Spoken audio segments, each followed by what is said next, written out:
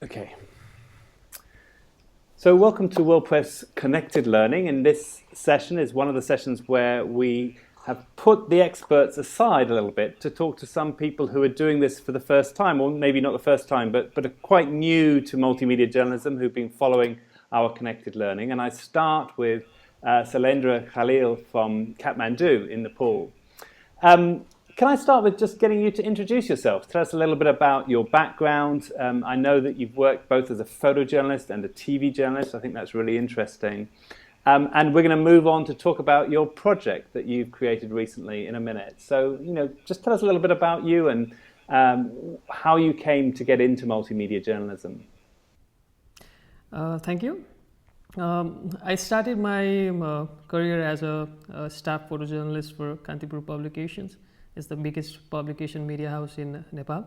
So I worked for them like 7 years, covering conflict and different situations that country was going on. So after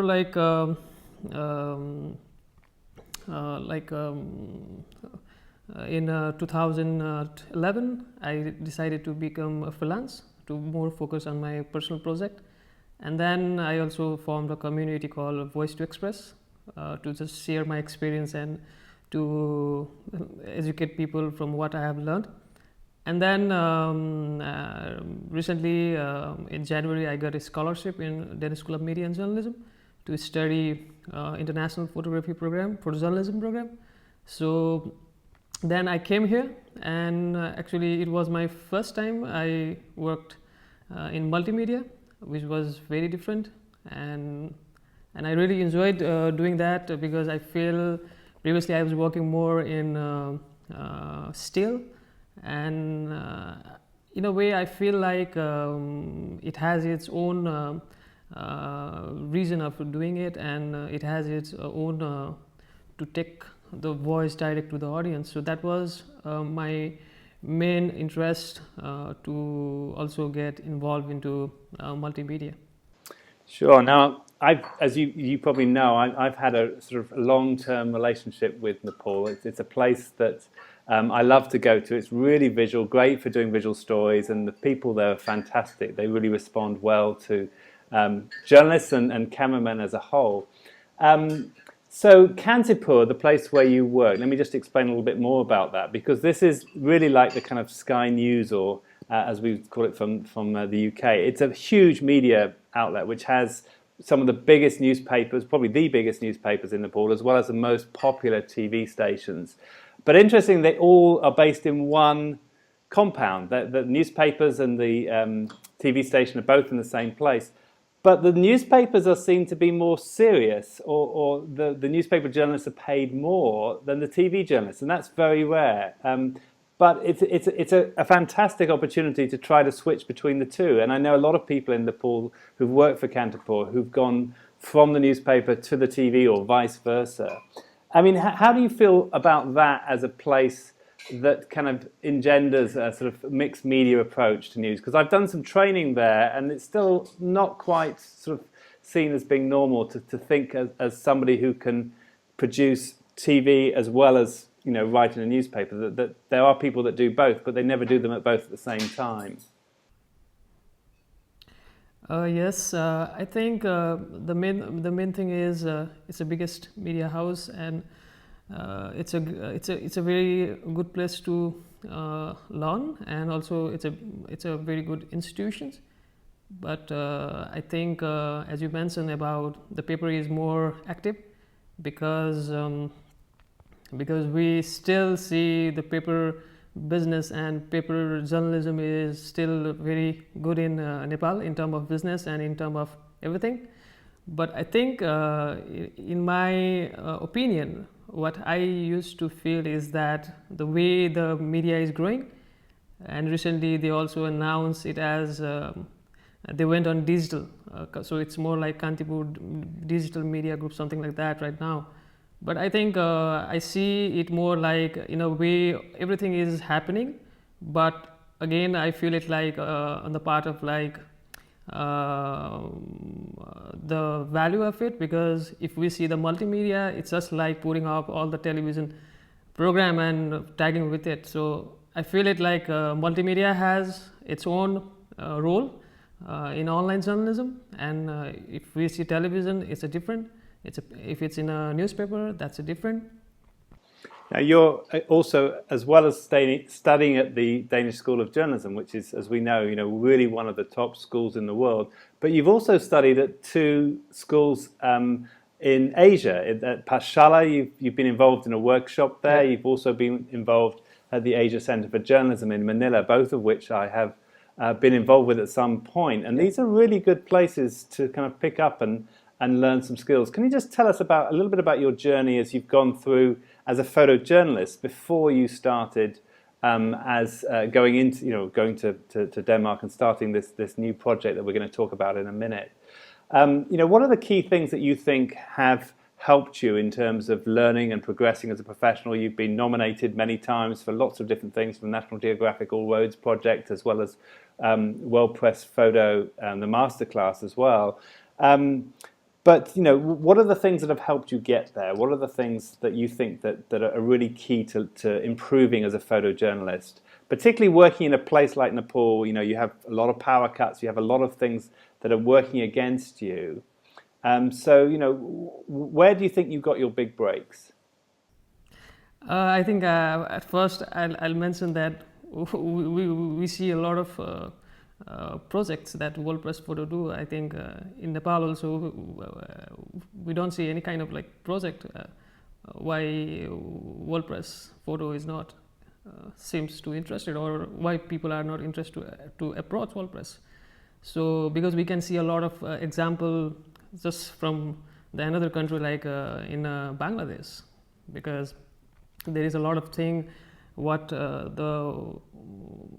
has changed the whole landscape, and also if I have to talk on my side and my part, then I think it was a long way for me to come to this stage right now in the Danish School of Media and Journalism. But I'll just tell it's like just starting, and so I feel it like in Nepal there is a lot of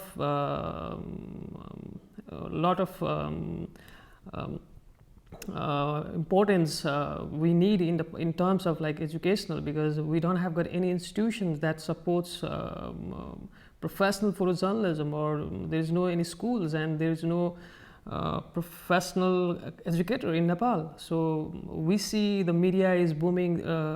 We see like in the West the paper business is going down, but if you see in Nepal the paper business is going on top. So there is a lot of things happening, and right now the journalism process is more experimenting, and everything is going good in terms of business, but the level of professional practice has not been improved. Oh. Now, let's move on to Afraid and Confused. This is your latest project. Now, I know that you've been following Connected Learning and you've been looking at the materials that we've been producing, but this was also done in conjunction with the Bombay Flying Club.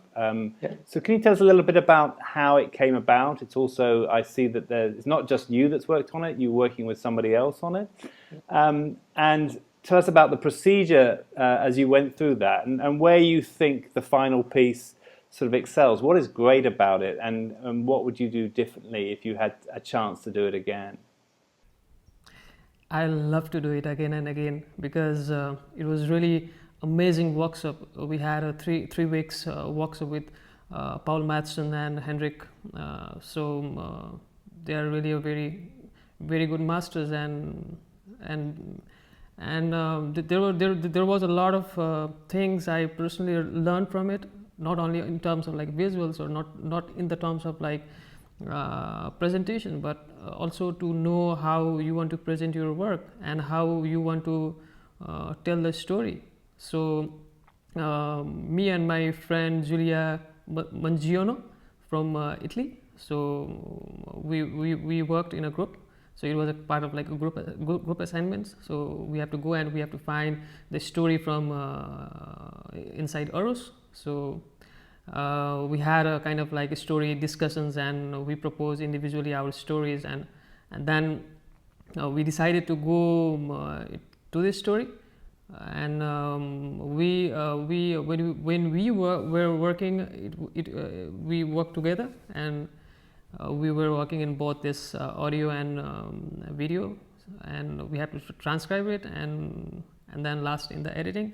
So there were a lot of like one-on-one sessions, and very kind of like because for me it was totally a new experience, because I never had done editing in Final Cut Pro, more in a latest software, and I haven't because my perception before was okay, multimedia, then I used to see more like it's a video, but it's not a video, it's more like it's a film, and how you want to tell the story. And also I came to more about the seriousness in terms of like audio, because I see a lot of multimedia which has been made like in my country or somewhere else. People don't see more it as giving more importance to it, but I think like my mentors told us that it's a exposure when you are working in web documentary or multimedia. It's just like how we put light through the camera. The main character who runs throughout the piece, we don't see him talking on camera. I mean, we hear him talking and we see him, but we don't see him talking on camera. Is that right? So was that was a conscious decision of yours, and was that so that you could get better sound by getting the microphone really close to him, or was it just a decision taken from the very beginning, or was it maybe that you tried to interview him and it didn't work well? Tell us about that decision, because that's not sort of normal way of doing things, right? We would normally see the character speaking at the same time, or at least at some point within the piece. Yeah, actually, very honestly, we decided we didn't shoot a direct interview. We were collecting the audios, and because we feel it like the story has its own way, and there were a lot of layers, and we have to tell it all in 5 minutes. So we were very strict into it, and we feel it like to little bit push ourselves and to experiment with. So it was totally based on experimenting. So we decided to include it.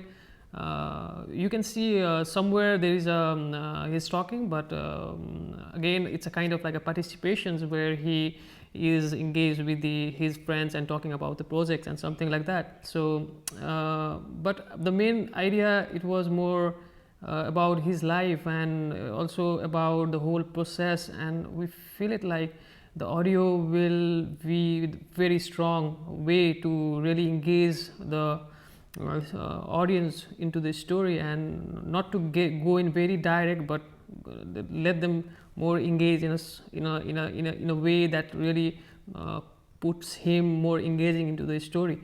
So that was our main plan while before starting the project, and that is how we did it. Cool. And audio is really strong throughout, but let's talk a little bit about how you shot it. So was this shot on DSLRs, or were you using video cameras? You talked a bit about editing. I mean, how much time did you spend shooting it, and compared to how much time you were editing it? Actually, we really enjoyed sorting it out and collecting the audios and doing interviews.